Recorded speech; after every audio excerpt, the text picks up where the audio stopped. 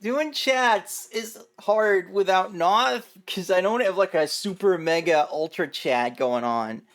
Hold on, how is talk mode? There we go. Talk mode still exists. I think I think talk mode is just like missing some of my alerts. Hello, D-Bomb.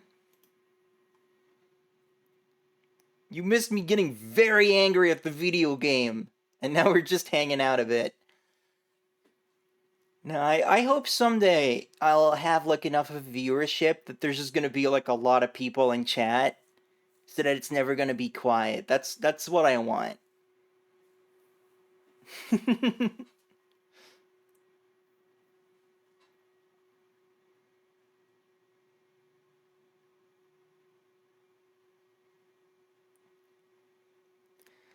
Novels and I have been watching more Seventh Time Loop, which is really just really good. It's really good show, and uh,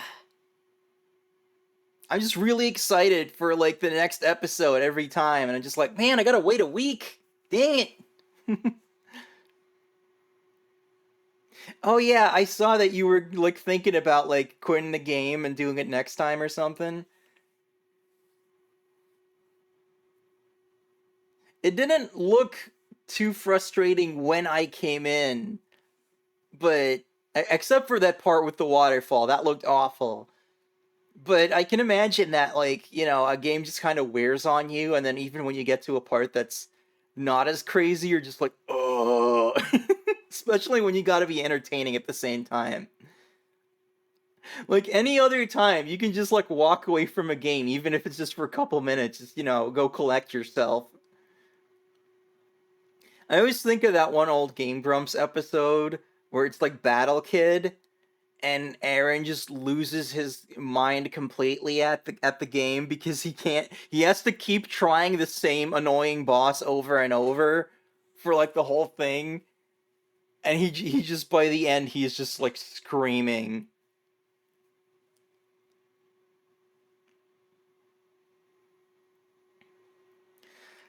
But yeah, Seventh Time Loop is it's really good because right now there's just this big trend of like they're like, oh, I got reincarnated as the villainess or whatever, like weird trend. And this one has a title that makes you think it's gonna be that, but she's not a villainess at all. It's just that like the impetus for the start of the story is that her douchebag fiance frames her for something, and then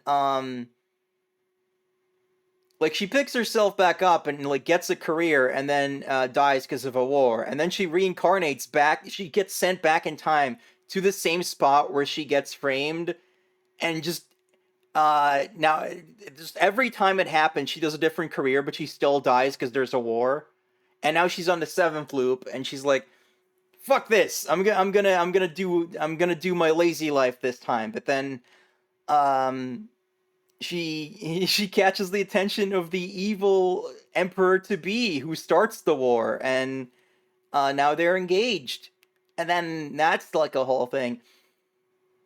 But it's really weird how like certain tropes just get freaking run into the ground, like certain story setups, and then you're just like, like you see another isekai show and you're just like, oh god damn, not another isekai show. It's like there's nothing inherently wrong with having a show about getting sent to another world or getting trapped in a video game. It's just that like there's a whole lot of them and most of them are really bad.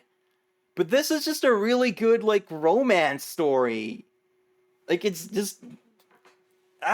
really well written, and the characters are good, and main characters are really cute, and yeah.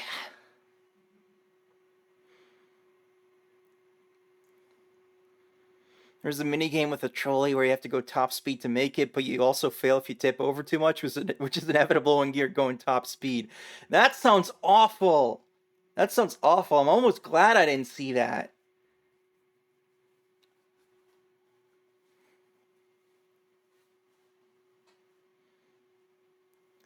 And there's 5 episodes out now, and then at the end of the 5th episode, there's a cliffhanger because she gets kidnapped, which I feel like that's just like a standard thing in like these romance stories where like the girl gets kidnapped so that she can her love interest can like swoop in and rescue her. Although in this one, I have no idea if that's how it's going to work out. It'll probably be part of it, but I also can totally see that she solves half the situation by herself because she's just really smart. But it's just like obligatory. You got to tick off the box of the main character getting kidnapped. It's almost like some girls are into this kind of thing or something. That was actually kind of a realization I had, and it was like, well, I'm into that, but that's because I'm weird. But I guess secretly a lot of girls are into that if that's such a common trope in these romance stories. It's really good. It's like Noth is like over the moon about it, which is just really adorable to watch him like be that excited about an anime. And there's some really good shows this season, and I think this one is just my favorite right now.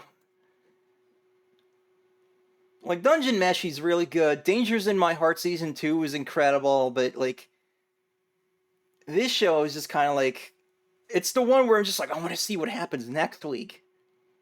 I guess Dangers in My Heart is like that right now too, because that's a romance show, and they're getting like really close to it because they both know that they have a crush that the other has a crush on them, but there's not yet at the point where they can both just straight up say it, and it's like but it feels like they're getting there, not beating the McDamsel allegations. I was talking about Seventh Time Loop. They have the whole like long ass subtitle where it's like the villainess enjoys a carefree life married to her worst enemy. It's like none of that's true. None of that is true. It's all clickbait because that's the sort of story that's popular right now because light novel fans are robots or something. I don't know.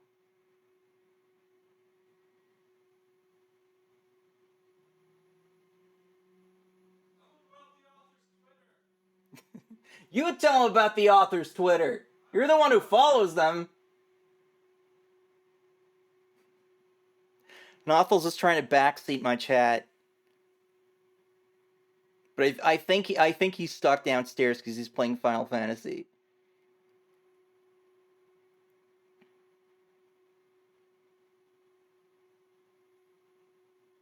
Tell him to focus on him to stay alive. Confirmed, he is playing Final Fantasy with Eve.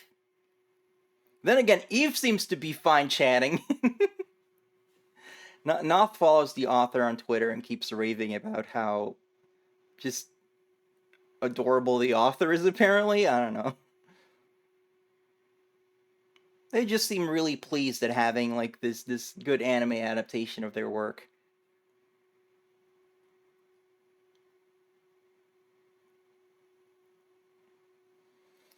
It's not all roses this season though, because like the adaptation of Tales of Wedding Rings is pretty shoddy. It doesn't really like communicate what makes the manga so fun. Like the story is all there, and but it doesn't have the spark that it should somehow. Like the animation's not very good, and I guess there's something about the direction is just like not really getting it. Really liked that last season. I watched a lot of stuff last season. Um, some of these shows I still haven't even freaking finished. It's funny. I ended up actually dropping a whole lot of stuff last season too. Um, and like some of the shows I finished weren't all that good. Like freaking girlfriend is so bad. Oh, Wedding Rings. Wedding Rings. That's not a that's a first season. I think you're getting confused with something else.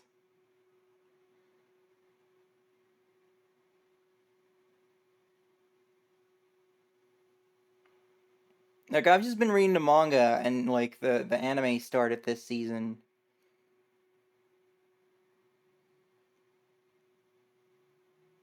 It's just not that great an adaptation.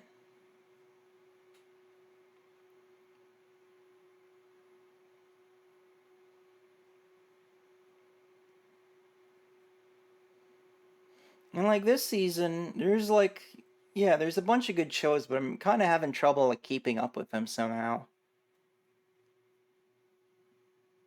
I guess it's just normal life stuff.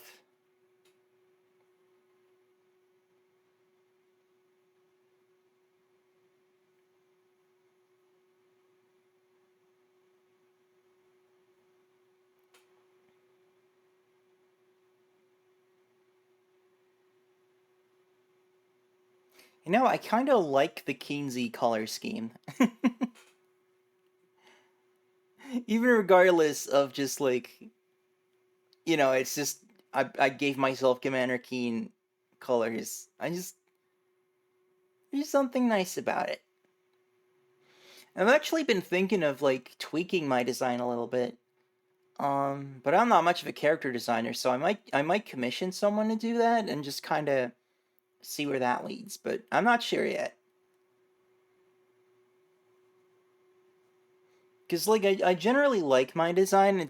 But it also doesn't stand out that much. You got this whole world of VTubers where you got all these like crazy over the top designs that are really cool, and I'm just here being like, my design, my character is a girl.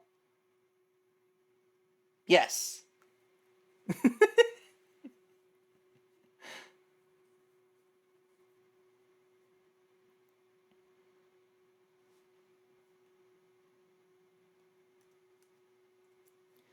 I have been.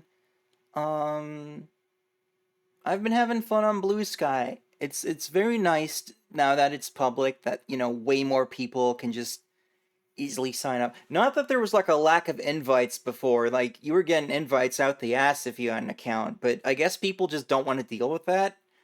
So now that you can just sign up without an invite, it's just there's just this huge influx of people, both on my VTuber account and my art account. Um, Not that many people are like following me on my VTuber account, but like there's enough people like in my feed to like interact with, and it's fun.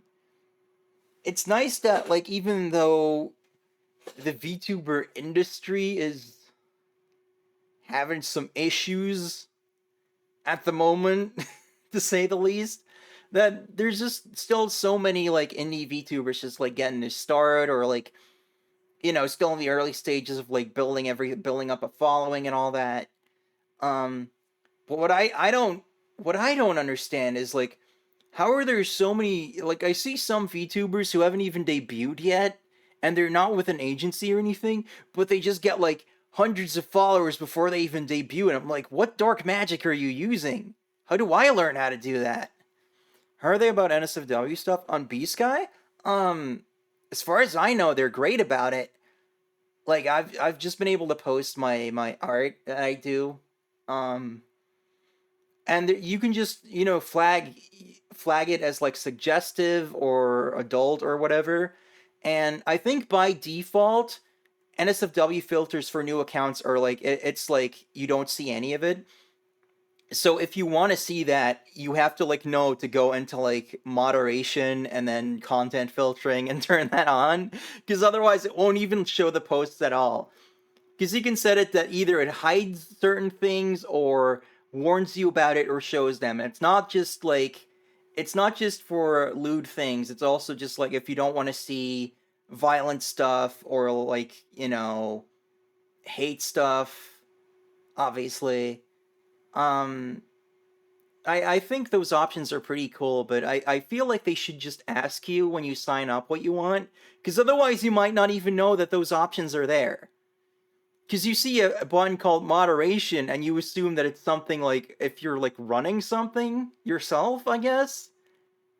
And like you'd think to just go to settings, but it's not there. It's not under settings, it's under moderation. So I don't know. Um, yeah, when the day that Blue Sky went public, um, I actually was just like, ah man, I should like get more people on here. So I posted a bunch of invite codes because it still shows you your invite codes. And then like right after I find out, oh, it's just public. You don't even need codes. So I was just like, well, now I just feel silly. It's not a drill tweet. Yeah, that makes sense. But yeah, you'd think they just disable the invite codes thing, but yeah, Blue Sky is like not the most like feature rich yet, so I guess maybe they're slow on that. Like, yeah, I don't think you can even post GIFs or anything yet, but that's not really the point. The point is that it's cultivating something very different, a very different community from Twitter, which is just full of hate and annoying people. And on Blue Sky, there's much more the standard of just, if someone's being a shithead, just block and move on. Like, don't try to dunk on them or anything for points. There's no algorithm. You create your own feed. There's like a list feature that where people can make their own feeds. If they're, you have to be like smart and know how to do this stuff. I don't understand how it works, but you can like find the feeds and then just like add them and just mix and match what you want to see, and I think that's pretty cool.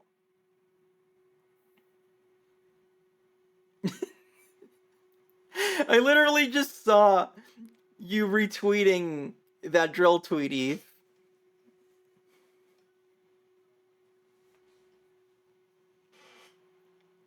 But yeah, like for example, if you just want to learn about VTubers, there's just like VTuber feeds on there. Like right now I have like VTubers, VTubers of disabilities, queer VTubers, and also VTuber Fight Club, which is a feed that exists for some reason.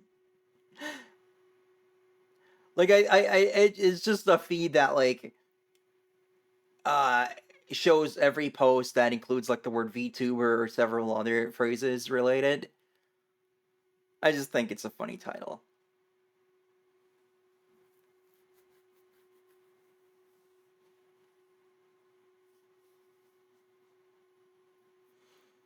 And like I think by default you can get like For You and Discover feeds if you want them, but you don't have to, and they're not the default. The default that you see is just people that you follow in reverse chronological, just like a sensible thing. And God, is that just it's so nice and quiet, and you only have to hear about things you want to hear about. That didn't used to be a crazy thing. That used to be pretty normal. And I think ideally I would just not do social media at all, but obviously I got to promote myself as a VTuber. I got to promote my art because I make money off that. So you kind of got to be on social media. And I also don't think it's like completely without merit to just be able to find like-minded people or keep up with friends when you might not be able to do that otherwise. Like, I finished college and then moved across the sea, and now I'm just like, where the hell do I go to meet people? And even when I did have like easy access to like people because I went to school or whatever, it wasn't that easy to make friends for me. I was a shy, weird kid, and it was just I met basically almost all of the really good people I've met in my life. I met online, so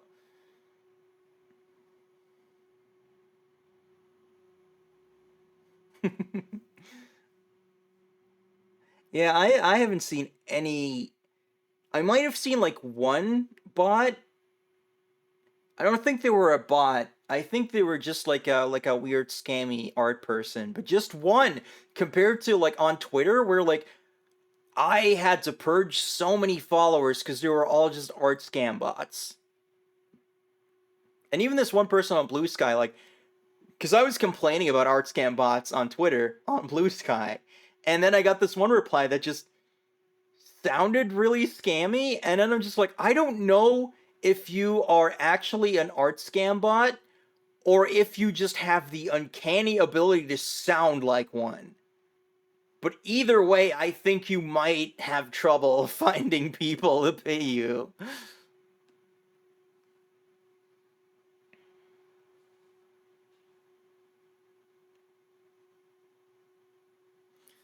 But I hope Blue Sky can maintain that. Like in a way, it's kind of good that you know not everyone's freaking storming the place,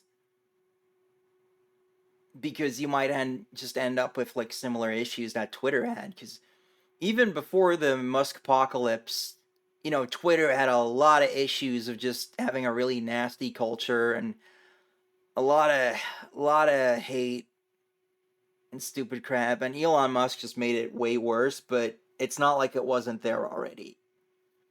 And I'm hoping that this can just stay like a nice place where you don't have to deal with this garbage.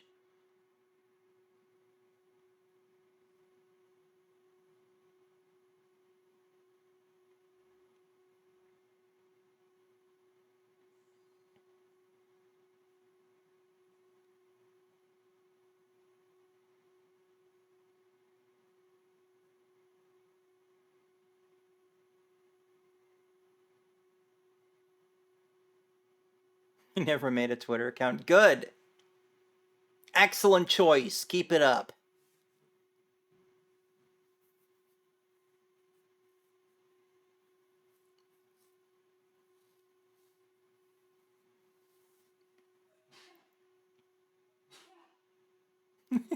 Could you guys hear that Nothel sneeze? I saw the meter go up.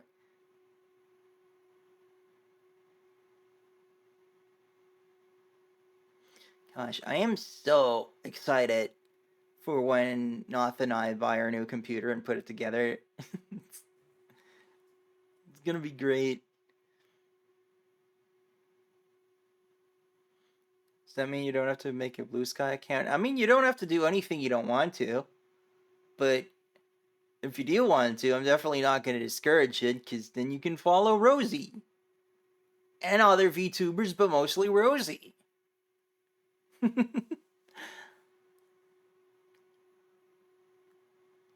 I really would like to like increase my following where I can, and like I've never been good at like, you know, like the whole advertising, the whole hustle, like, you know, selling yourself as a product or whatever.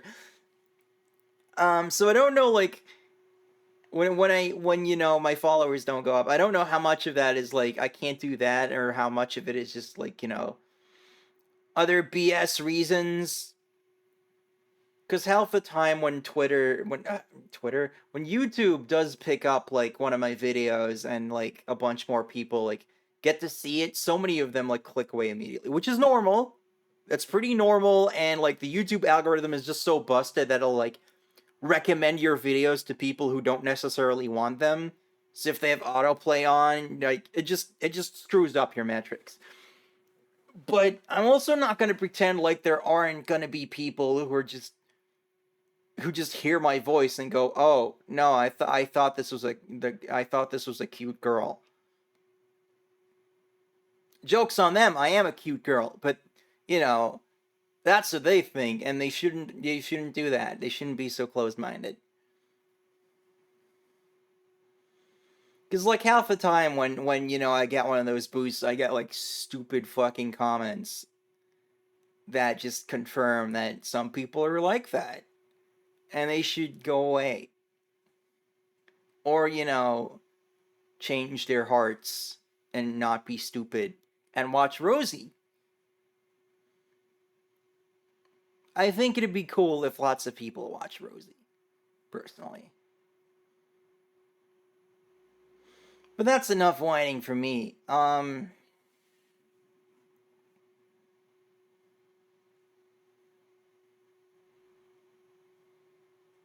Shoot. I should just have like a list of things to talk about at all times. I kind of ran out of stuff there.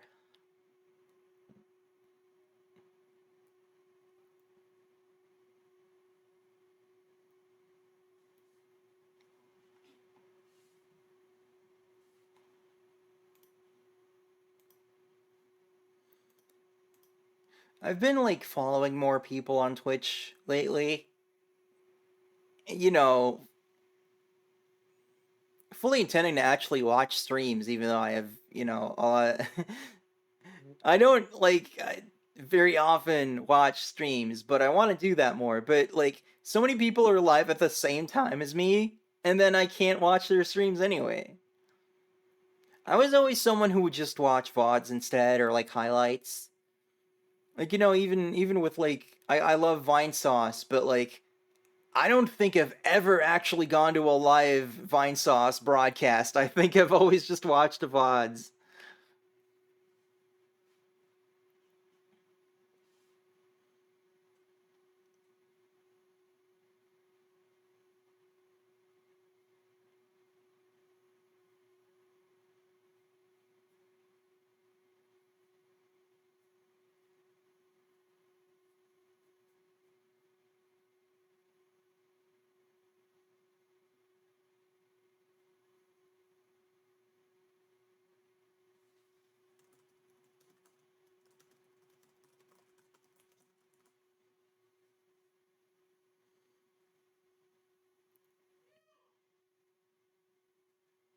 Nothel is meowing at me.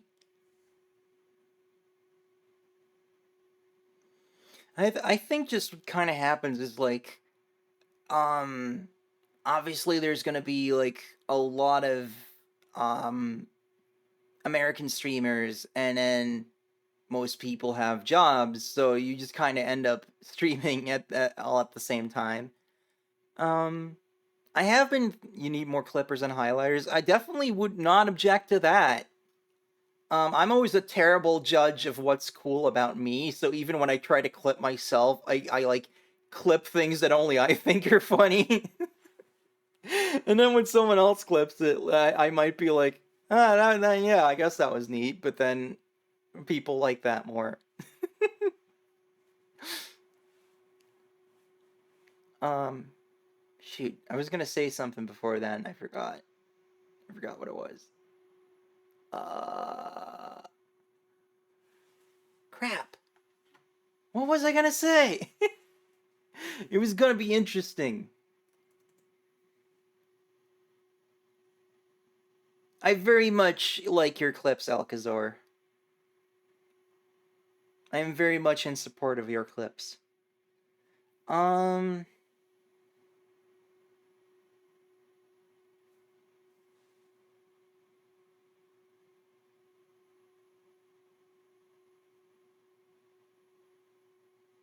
what was I gonna say? What was I talking about? Ah, what? Oh yeah, I was talking about getting more followers, but you know,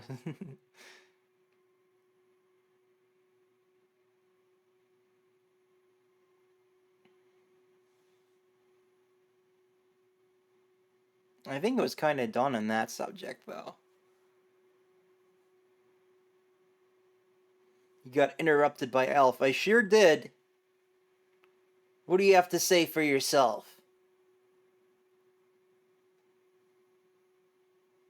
Oh yeah, I remember. I want to do more daytime streams because I only did that like once until like this week, yesterday, and it was really cool then, and I want to do that more.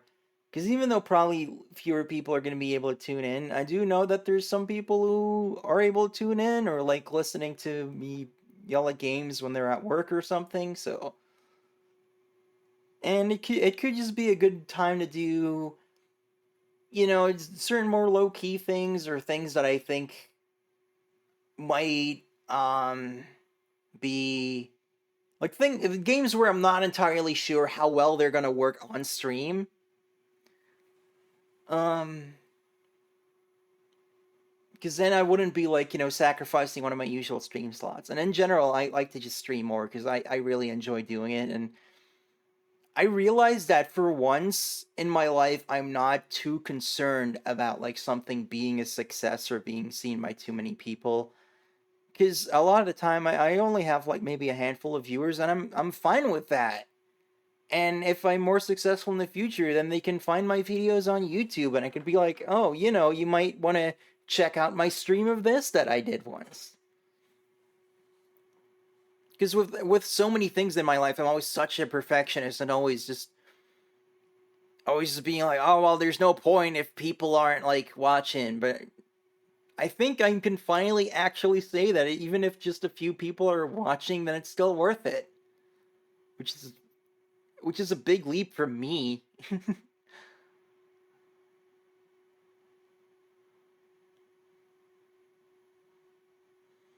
And I am not running out of games anytime soon. I have a huge list of games I want to play. And it's only going to get bigger as like more games come out or I discover more fun things. And, there's even viewer suggestions, even though every time people do suggest stuff, I forget about it. I'm sorry. But yeah, it makes me very happy when y'all watch me. And I think, I mentioned this on Blue Sky the other day because I was doing one of those like one like is one answer to a question kind of things. And I think it'd be really cool if, I just made someone a fan of a game and then they're just like, Rosie told me about that game. Rosie introduced me to that and now I am a fan of it. I think it'd be really cool if we could just, introduce y'all to cool stuff. That's what it's all about. It's about sharing the games. The good games, sometimes bad games, but it's fun to mess around with bad games when you got friends around.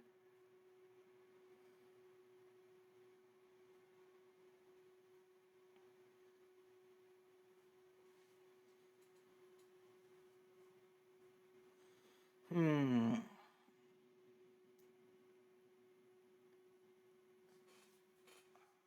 And also, up until now, it's always been like I felt a lot of responsibility, sometimes cripplingly so, towards drawing. Even though it doesn't make me that much money, it's mostly just spending money I end up getting. But I've felt I've had sort of a paradigm shift where I'm less obsessed with being productive in that regard, and it's actually slowly making it more fun to draw again. But it also means that, if I want to prioritize streaming more, I think I can do that. And I might experiment more with that and maybe get like a bigger schedule going at some point. I don't know like how much in total I would want to stream. I can't imagine people would even want to like see Rosie every day. I think people need a Rosie break a few times a week maybe, but it's exciting to think about.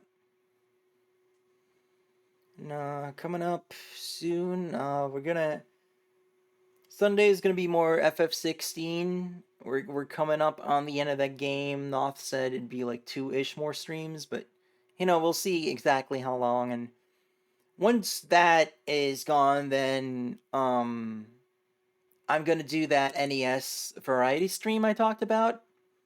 Like I've already got the games picked out and everything. I have a specific thing I want to do. And I think after that, we're gonna give Unreal Co-op another try because Nothels has been wanting to do that, and it'd be cool to do a complete playthrough of that for the old Shoot Games series. Because I wanted to do like a whole season where I went through like all the like big game changer shooters, and then that just kind of petered out. So I'd like to try and finish Unreal and maybe do one more game after that, and then like say like that's season one for whatever that's worth. Um, but also we're gonna continue doing Castlevania Symphony of the Night. Hopefully Noth will be back in for that next week so he can help me figure out where the hell I'm going. Um, I remember early on in streams, Metroidvania is really hard to do because I never know where the hell I was going, and it would like the entire pacing would just get thrown off, and I was like, oh man, I don't know if I'm making this entertaining, even if the game's really good. But I guess I've kind of shaken that off because I'm having fun with Symphony of the Night certainly.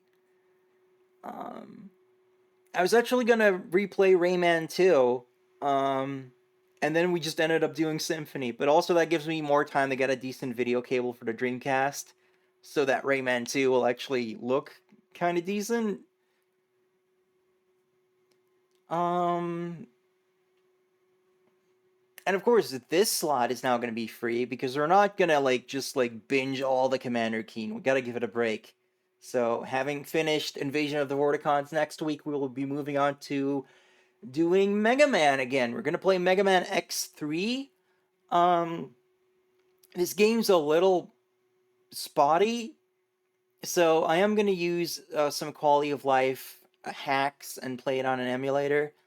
The main one I want to use is Zero Project, which is a really cool hack that makes Zero fully playable in that game. He was sort of playable in the base game, but it's like weird. And it also just like adds some QOL features, just like making it uh making it a little easier to collect certain things so it's not like a pain in the ass. I think it'll make it easier to get like defense upgrades because like enemies do so much damage in that game. It's like unreal. And it's not even a matter of just like, well, maybe it is later in the game, but for most of it, it's not really so much as like, oh, this is so hard, as much as it, man, this is fucking annoying. And the other big hack we'll use is the MSU1, which will allow us to replace the soundtrack with just, CD quality audio, because I like a lot of the compositions in X3, but the arrangements on the Super Nintendo version are just really messy and weird, and I don't know what the heck happened there. I've been told by someone who kind of understands how these old games are put together that the sound engine is actually broken.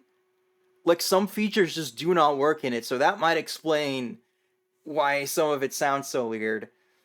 Um, but that's gonna be fun.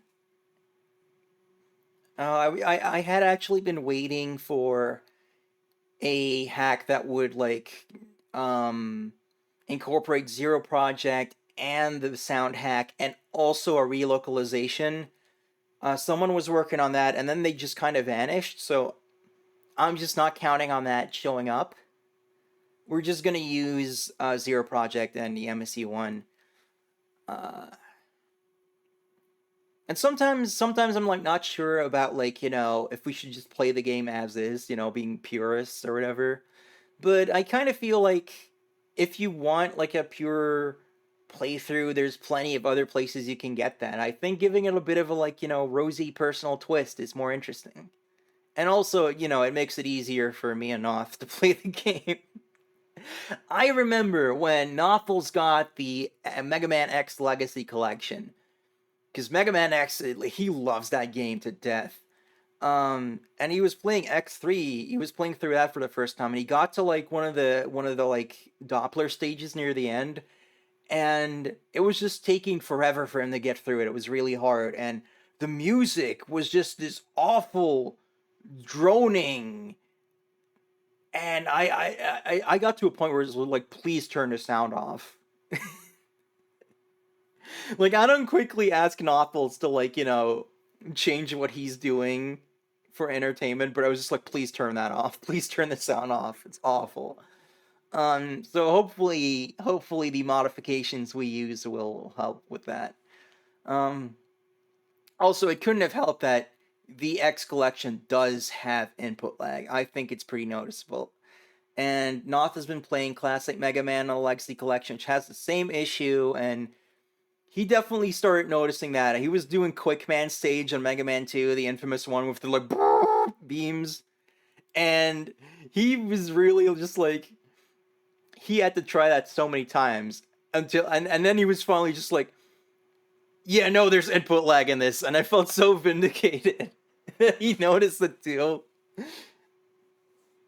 Because I couldn't even freaking do it, and I've beaten Mega Man 2 before. Mega Man 2 is a weird game because I like most of it, and then the castle stages just kind of like shit on everything. Because they just have like the most annoying garbage in them. Noth is yelling about the castle stages.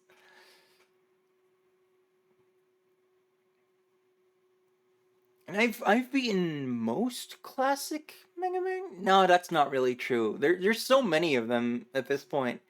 Um, because I've been playing Mega Man since I was a kid, and sometimes I forget that like new games have come out, and it's just like completely messed up my completion percentage.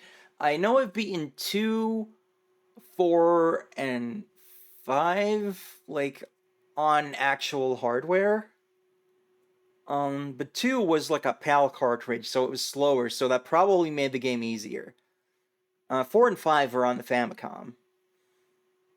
Um, and then with a bunch of others, I know I've played really far into them, but I can't remember if I actually beat them or if I've just seen other people beat them so many times that I've kind of like osmosis the memory of it. I know I didn't beat Mega Man 1 because I got to the Wily Castle and then you need the magnet beam, and I didn't have the magnet beam, and I thought I'd screwed myself out of it, which is not true. You can go back and get it. But I thought I'd screwed myself, and I got really mad and just shut the game off. I don't I don't think I don't think Mega Man 1 even has passwords. I think you got to do it in one sitting. So, oops. Mega Man 3, I got to like Doc Robot, and it was really annoying. At least I think that's where I stopped because I feel like I remember doing the Wily Castle and that and being like, wow, this is really easy. But it could just be that I've seen so many other people play that and be like, it's really easy that I just feel like I've done that now. Isn't that weird? Um, haven't played much of 6. I've played a good chunk of 7.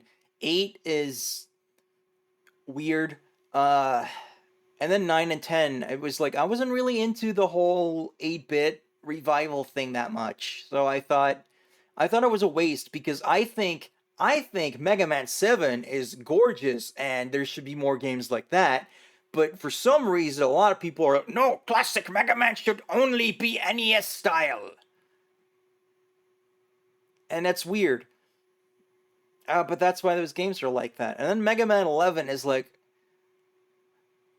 why are those stages so long in that game? Like, I have to freaking go buy E-tanks for every freaking stage, not because they're necessarily always that hard. Some of them are, but they just go on for so long and they don't give you checkpoints that much unless you play on like easy mode. And I think the one level with the freaking I had like all Robot Masters done except one where it's the stage with the fire that keeps chasing you, and I just got really mad and just stopped playing because it just wears on you, that game. Like Mega Man feels kind of weird and heavy, and uh there's definitely like parts where it's like it's balanced for you to go buy upgrades in the shop, so you get stupid shit like, oh, buy this upgrade so that the knockback won't immediately just like teleport you off a cliff anytime you get hit by anything. Or the whole gear system, which is advertised like, oh, you don't need the gear system, it's just to like give you more options to maneuver, but there's definitely a bunch of things in the game that are designed for you to use the gear system, and that took a lot of getting used to, and sometimes I feel like it's a little distracting.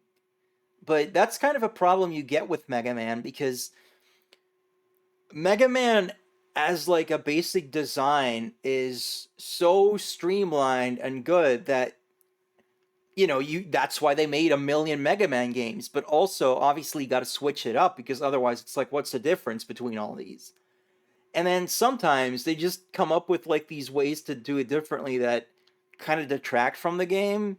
Like how in Mega Man X5 they added all this weird crap of like, oh, you don't have to do all the Mavericks because you're finding parts for a shuttle, but then if the shuttle fails, you have to use the cannon, and if the cannon fails, you can get the bad ending, but it's like just different. It's not necessarily like the game just stops, but you collect parts to level yourself up, and then the bosses level up to scale with you, and I just feel like this makes Mega Man way more complicated than it needs to be, and I don't really like X5 because of that. That and the fact that no one ever shuts the fuck up in that game. And it just stuff like that, like it can just kind of interrupt the flow. Uh like even in X2, it's like the X hunters are kind of a cool idea, but when you come down to it, it just kind of becomes annoying because you might have to just go out of your way to fight one, because if you don't fight them but you beat the stage, then they might not come back or some crap like that. If you beat too many Mavericks, they stop showing up, and then. But if you don't have their weakness, they might be a pain in the ass to fight, like the guy who keeps doing somersaults in a platform and looks like Dr. Zero from DBZ. Um, so again, it's like that's a cool idea in theory, but when I replay X2, it just kind of it's not. It's just kind of annoying to have to do.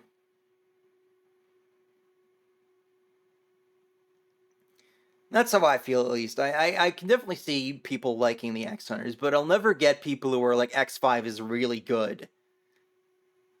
Like X5 is tolerable, okay. You know, different strokes. If you say X5 is good, I'm not sure we can really see eye to eye on like game design.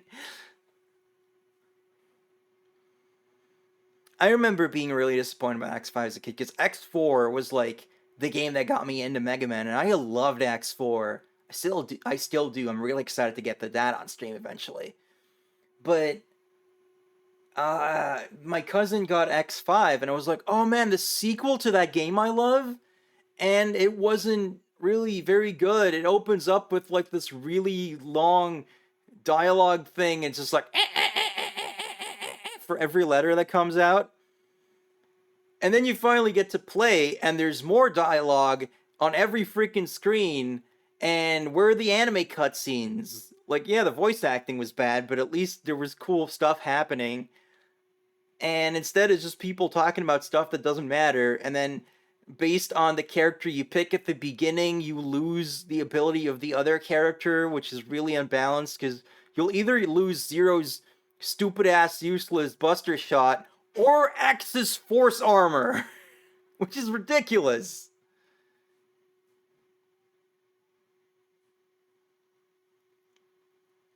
Frickin' X5, man. I kind of, when I think of the X series, it's like, ah, yes, X1, X2, X3, X4, X8. Because I don't like X5, and then even people who like X5 don't like X6 or X7 because those games are just busted. I might play them anyway. I know there's like like improvement projects for X5 and X6. So if I'm gonna like do that for X3, I'm definitely gonna do that for 5 and 6. And then X7, I might need to be medicated to play that because that's just one of those games that has to go like, how does this get released? Like, there couldn't have been anyone who actually thought that this was like good, right? It's just one of those rare games where like you hear that it's really bad and you think like, okay, there's probably like a lot of decisions that were made here that make this game, tedious or annoying or unfun in some way. And then you play it and you're just like, oh no, it's just straight up broken. Look, this doesn't work. Soundtrack is great. Yeah, Mega Man's one of those things where the soundtrack is basically always going to be really good. Even in games I don't like, there's going to be really good tracks. Like X5 has some bangers, X6 has some really good music. It's the same with Sonic, where even if the game's crap, you'll probably still have really good music. There's not a lot of Sonic games that just have crap music outright.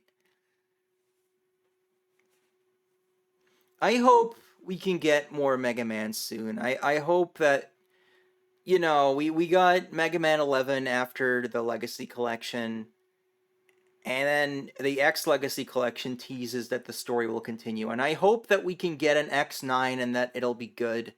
But it's been so long, and Capcom seems pretty preoccupied with remaking every freaking Resident Evil and then making a Street Fighter that they can charge you out the ass for DLC for. And it's like, please, Mega Man, please. I love Mega Man.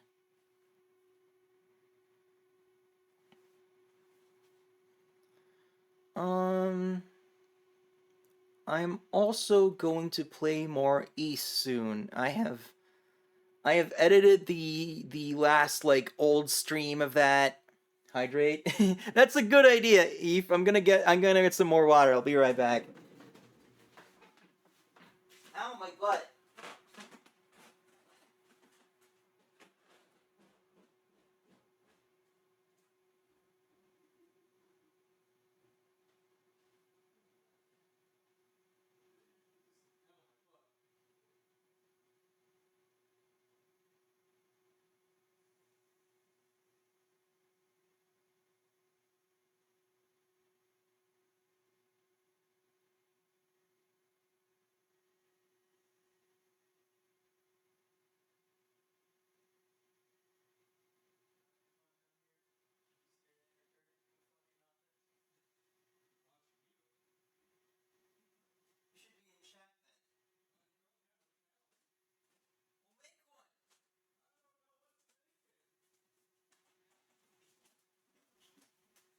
Not being a butt.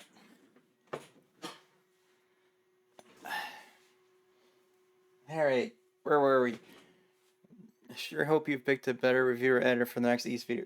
Eve, you were good at it. Don't even start with that. If I'm not allowed to self-deprecate, then you're not either, alright? But yeah, last of the old streams, I've edited it, sent it off to Eve to make sure that there's nothing weird in there, because this is from the pre-Twitch days where sometimes we would spiral off into weird lewd tangents. And there were a bunch in there I had to edit out. Fortunately, all while I was like lost in the game, so it doesn't like result in a stream that's incomprehensible. But just in case, I've been sending these off to Eve to make sure.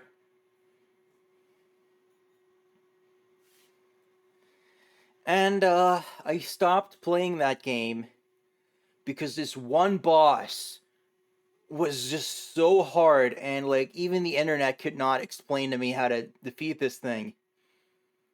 And recently I actually like went back and I just grinded out more levels and just did it until I could do it and recorded it, and I put that on the end of the video.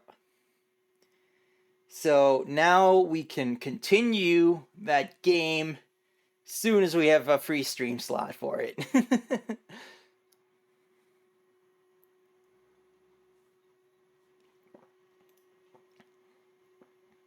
Because I do quite like East, but that freaking boss just soured me on it for a good while, and then it was kind of like, oh, well, what do I do now?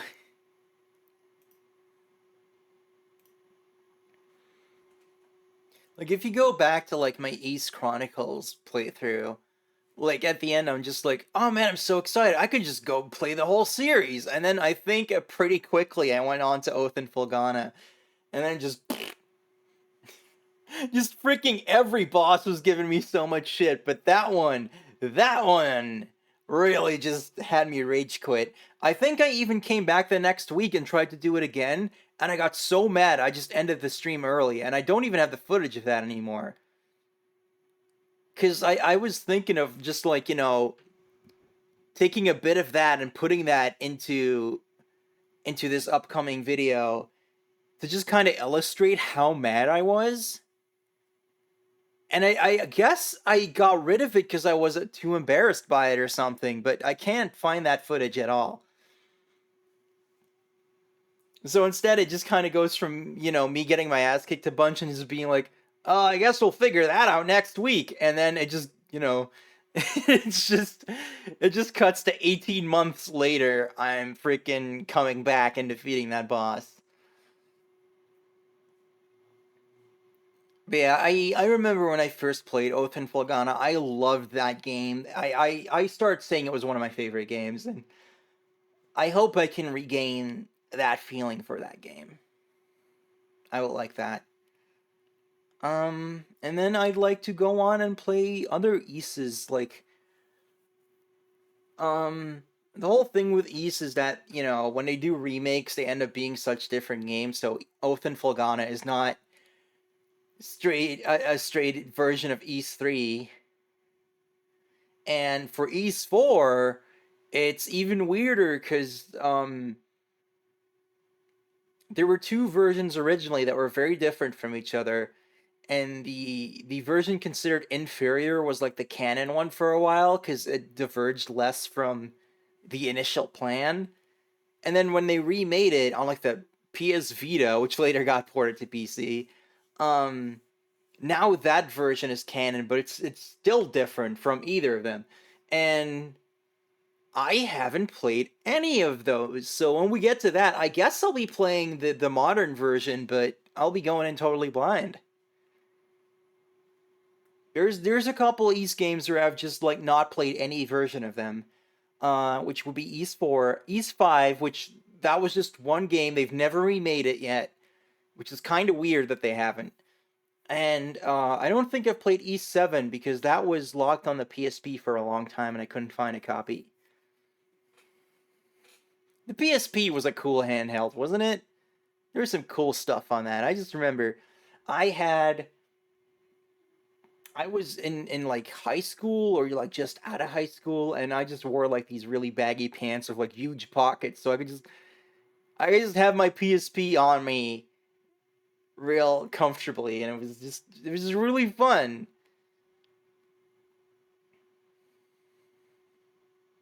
I don't know why they put so many fighting game ports on PSP though, because the D-pad is not amazing, and the analog stick is not an analog stick, so I don't know why they did that. I guess just because we were still in that weird era where like 2D games were like not good in the eyes of publishers or whatever stupid crap. So then if you wanted a 2D game, you had to put it on a handheld, and they were like, well, this doesn't make sense on a DS, so we'll put it on the PSP. And then that didn't really make sense either, but at least it existed or something.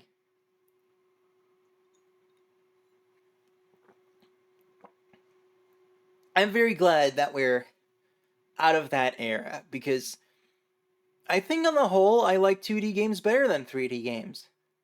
Like I there's quite a few 3D games I love, but I think ultimately 2D is the way to go for me.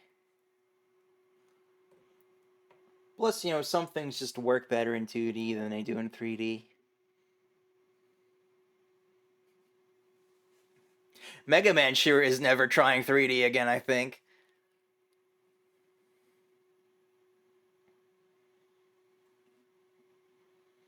But I don't want to hear any freaking like Sonic has had a rough transition into 3D because the adventure games are really good, and people who were just like, oh no, they're really bad, or just screw those people. It's when they started listening to people who were like, oh, the adventure games are bad, that it all started going wrong. Sonic Heroes.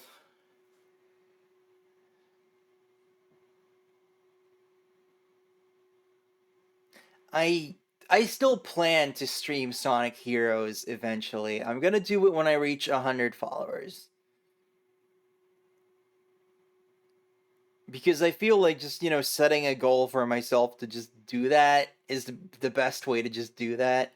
I don't think I'll enjoy it. I don't think I'll have gotten better with age, but it is something that I want to like share in the sense of like this is something that happened to me as a child.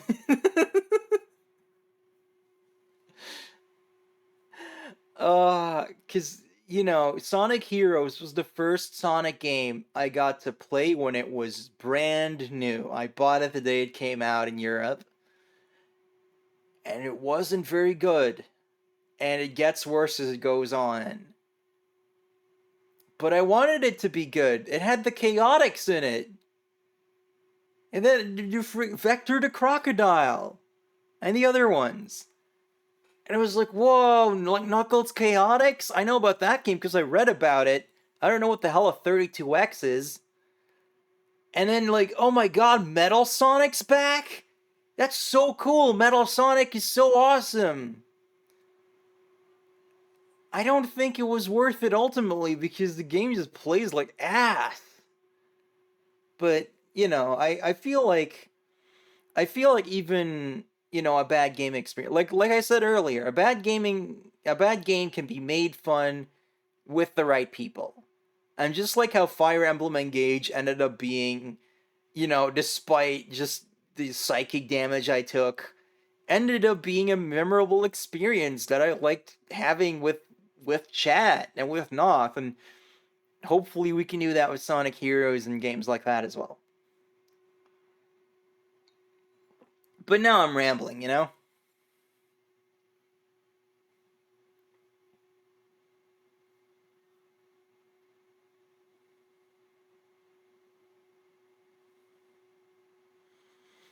Um, Sometimes there are certain games that I like to stream, and I kind of hold off on them because I'm kind of like, if I'm gonna be streaming for years to come, I don't want to run out of all of my childhood favorites. Like, obviously, eventually I can replace them, but there's some where I'm just like, I want to like have that as a trump card, you know.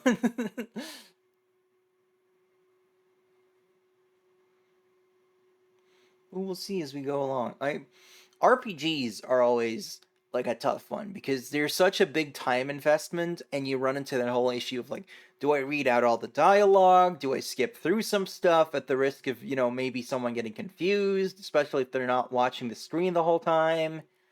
Uh, that can be a difficult balance to strike, I think. I definitely don't want to like actually voice act everything out. I don't even like watching that with people who are good voice actors, which I am not.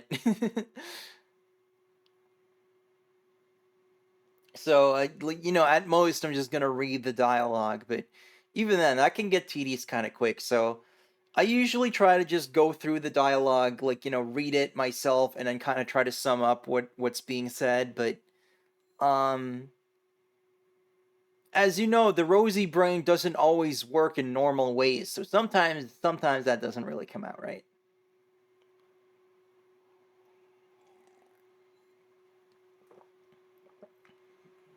I should probably about wrap this up now. It is my usual like end of stream time. Um, unless any of you have anything you'd like to ask me or comment on or whatever.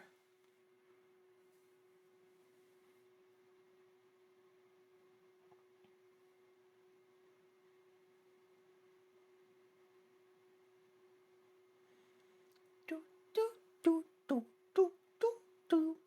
Bum, bum, bum, bum, bum, do, do, do, do, do, do, do. Bum, ba, bum, bum, bum, bum, bum. Do you think you'll do more of these custom Rosie outfits for other streams? How hard was that? Um, this wasn't too hard because it was mostly just a palette swap. So I just kind of had to recolor some of the textures, and then I rewrote the text on my top in SGA. Um, I think it did take a couple tries for me to get it quite the way I wanted because I don't know that much about 3D modeling, and also like manipulating the existing textures could be a little difficult to get the colors I wanted. Because I didn't make the model myself originally. I just edited it. Because I commissioned the base Rosie model, and then I decided, well, I don't need to shell out just to change the colors up. So I did this. Um, I think I'd like to do this for some other stuff, but since I don't know how to make 3D props, I think it'll be difficult to do anything where like I might want to actually like change the clothing beyond just changing the colors on him. Um, there is of course having the 2D props like the Poke Trainer hat I had. Um, which was fun, but also it looks a little goofy because it's just this flat 2D thing just like kind of pasted onto my 3D model. um So I'll kind of try that, but like it's times like those I wish that I had like a live 2D model instead of a 3D model, but then also that would be harder to do like fun thumbnail shit with, so pros and cons.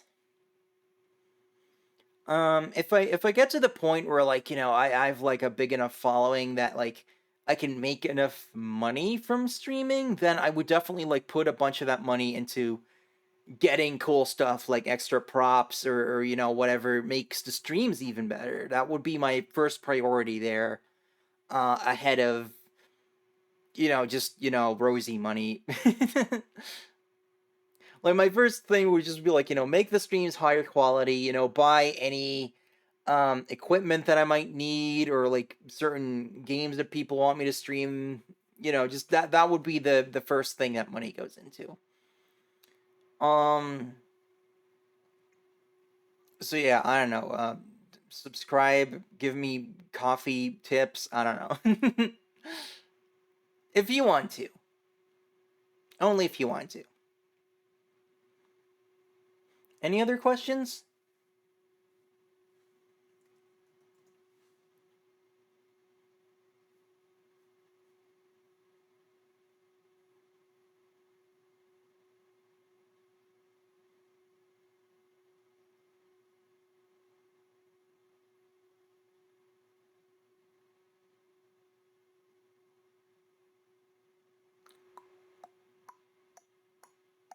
How many roses could a rosy row if a rosy could row roses? Um. Hmm. Well, I feel like it'd be hard to row through roses because um even if you had enough roses to support the weight of a boat, if you tried rowing through them, I think you just end up shuffling the roses about. You wouldn't actually go anywhere. So I think just that initial batch of roses that you'd be pushing out of the way with the oars, that would be the extent of it. After that, you're just kind of boned.